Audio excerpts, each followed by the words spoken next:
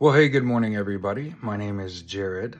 I host a daily live podcast where we discuss news and politics. And hey, I've got to be up front with you all. This hat is absolutely crushing. Absolutely great material. This is not a paid endorsement. I don't do those. So this is just a sharp hat. I think it's Texas Leatherworks, right? Anyway, it doesn't matter. I'll get it eventually. Get it right. I'll tag them. So, my wife spent her evening combing through the Epstein files that were released, and you know what she said beyond a shadow of a doubt, just based on the little bit that she was able to look at last night. Guess whose name's in it? Jeffrey Epstein, Donald Trump, Ghislaine Maxwell, Bill Clinton. Sure. Once. Bill Clinton's in there one time. Donald Trump's in there a lot. It's only 1% of all the documentation, with beyond a shadow of a doubt, his name is there. Ghislaine Maxwell, Jeffrey Epstein. They wrote Bill Clinton's name out. It's, again, the whole point was to be able to entrap them, to be able to manipulate the media into laser focusing on Bill Clinton's name is spelled out. Okay? Just remember that Hillary forgave him, and that the Clintons are their own political dynasty.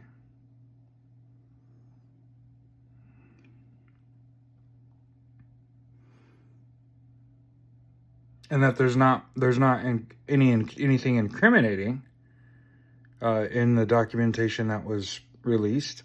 But my wife said there was a suspicious number of computers that were seized. And anything that they did had to be tracked by the feds. This is what was released. This is what they had on him. And then, you know what, my wife and I came away from viewing what they released. It was like watching sharks swim in the water. And Donald Trump's just sitting with his feet hanging over the edge of the boat because he thinks he's invulnerable, right? They're not just airing you out. You're in the Epstein files, right? Not only in them, you're like you're the money, you're the money.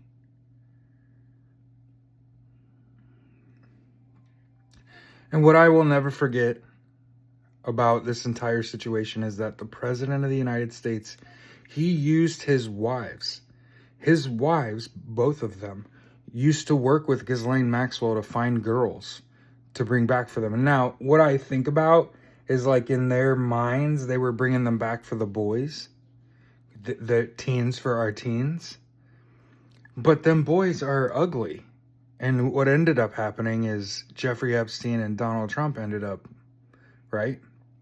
And it's such a fucked up racket until you realize the whole goal was to find who else would actually come hang out with us, and make sure you take pictures and video so you have incriminating footage of the things that you did together, so that you could use it later. So think about that. As more is uncovered, regardless of what else is uncovered. He said the shit was made up, that the Democrats made it up, that the FBI made it up, CIA made it up. They put out 1% of the shit. My wife and I, we don't have forensics degrees or any of that shit, read a little bit of that, and it's like, Donald Trump's name is in there.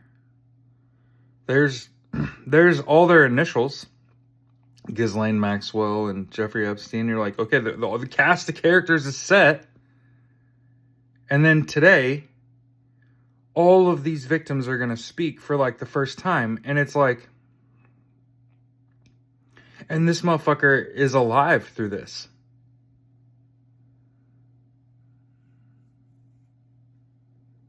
he has to live through their victims speaking out. He thought I guarantee you, the way he looked yesterday, the president looked so bad, he wished he wasn't there. He wished he'd already died. He's now got an affliction, and that affliction is the U.S. healthcare system. They're gonna keep his ass alive. And he as the president of the United States, he's gonna have to decide how long is he gonna be able to keep this facade up before he goes belly up. Wild, right? It's a crazy time to be alive. There's a reason we started a daily live podcast where we discuss news and politics. We called it Justice's Waiting Room. And one of the things that we've pointed out over and over and over again is that justice does not look like or feel like or sound like what you think it does. But it's coming. Have a great day.